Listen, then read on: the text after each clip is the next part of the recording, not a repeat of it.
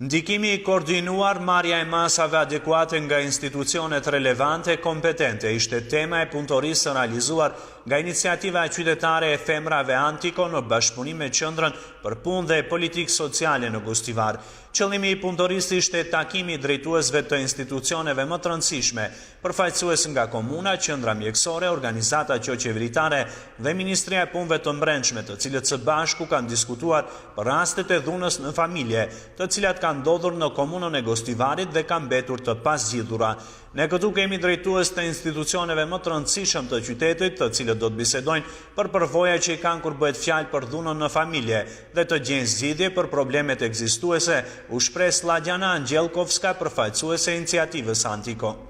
Во работилницата участвува представници од општината, од медицински центар. Në punëtorim marrin pjesë përfaqësues nga komuna, nga qendra mjekësore, të Ministrisë së Punëve të Brendshme, me të cilën edhe iniciativa qytetare Antiko ka një bashkëpunim shumë vjeçar dhe nëpërmes tyre mundohet të ndajë eksperiencën për dhunën në familje dhe masat të cilat duhet të ndërmeren kur bëhet fjalë për dhunën në familje, ku të drejton dhe çka mund të bëjnë institucionet në këtë drejtim.